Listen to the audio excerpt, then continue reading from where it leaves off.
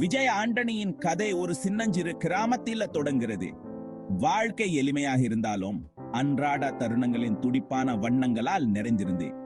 கனவுகள் பெரியவை, இலட்சியங்க இன்னும் பெரியவை. விஜய்க்கு இசையின் மீது அளவற்ற ஆர்வம் சிறு வயதிலிருந்தே அது வெளிப்பட்டது. இதயங்களை தொட்டு எல்லைகளை கடந்து செல்லக்கூடிய அழகான மெல்லிசைகளை உருவாக்குவதை கனவு கண்டார். இசை வெறும் பொழுதுபோக்கு அல்ல, அது அவருடைய அழைப்பு, அவரே உண்மையான காதை. Image a young Vijay Antony smiling brightly as a child. மணிக்கணக்கில் வானொலியை கேட்டு ஒவ்வொரு எசையையும் ஒவ்வொரு தாளத்தையும் உள்வாங்கிக் கொள்வார்.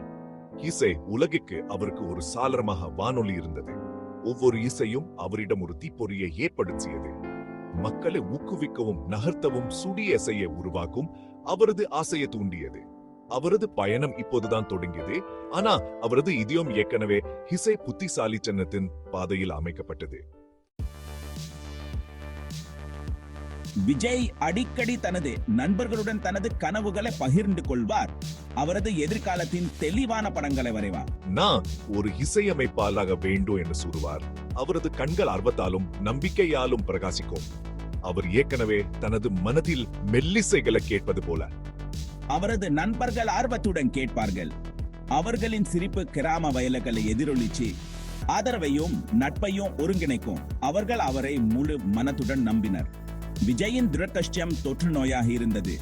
அவரை சுற்றியுள்ள அனைவரையும் அவர்களின் சொந்த கனவுகளை துரத்த தூண்டியது.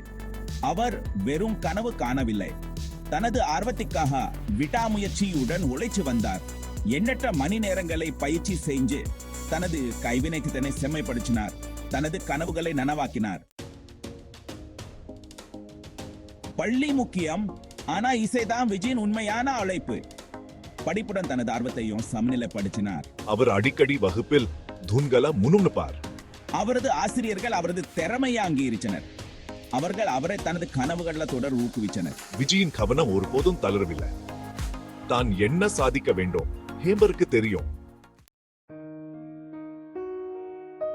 வீட்டிலே விஜயின் தாயார் அவருக்கு மிக பெரிய ஆதரவாக இருந்தார். அவர் பொறுமையா அவரது இசையமைப்புல கேட்பார். அவ கண்கள் பெருமையா மின்னும். உன் கனவுகளை ஒருபோதும் விட்டு கொடுக்காதே விஜயே என்ன அடிக்கடி சொல்வார். அவ வார்த்தைகள் அவன் ரோஹா ஈந்தனும் போட்டான். அவருடைய அன்பு அவருக்கு ஒரு படைப்புக்கான சரணாலயத்தை வழங்கியது.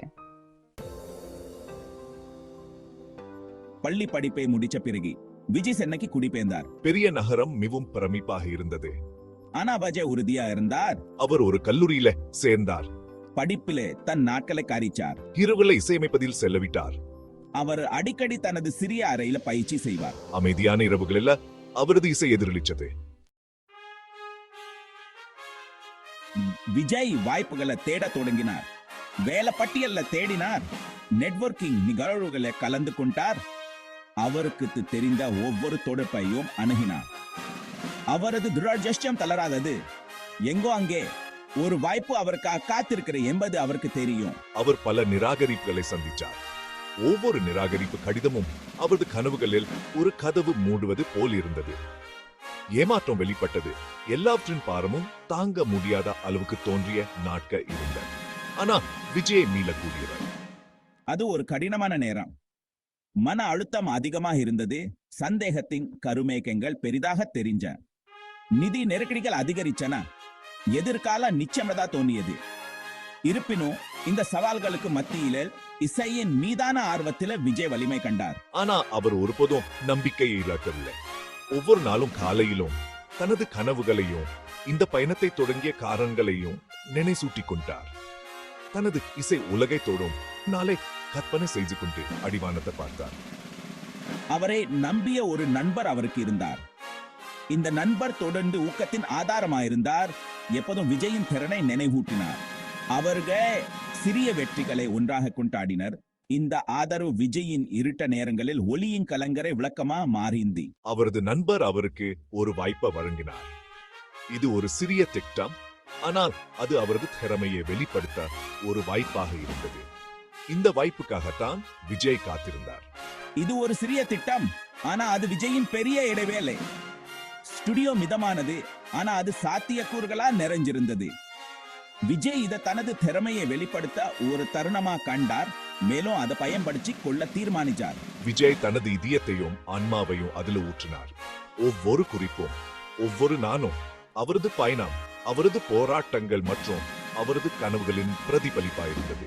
தனது இசையமைப்புகளை செம்மைப்படுத்துவதில் எண்ணற்ற மணி நேரங்களை செலவிட்டார். அவரது இசை கேட்பவர்களுடன் எதிரொலிக்கும் என்பதை உறுதி செய்தார். அவர் உருவாக்கிய இசை மாயாஜாலமானது. அது அவரது அனுபவங்களின் சாராம்சத்தை கைப்பற்றும் உணர்ச்சிகளின் ஒருங்கிணைப்பு. மெல்லிசைகள் வேதனையுடன் அழகாக இருந்தன, அவை ஆமாவுடன் பேசின. அது மில்லியன் கணக்கான இதயங்களை தொட்டது. வாழ்க்கையின் அனைத்து துறைகளையும் சேர்ந்த மக்கள் அவரது இசையில ஆறுதலையும் மகிழ்ச்சியையும் கண்டனர். இது ஒரு உலகளாவிய மொழியாக மாறியது. இடைவெளிகளை குறைச்சு மக்களை ஒன்றிச்சது. விஜய் ஆண்டனி ஒரு பிரபலமானார்.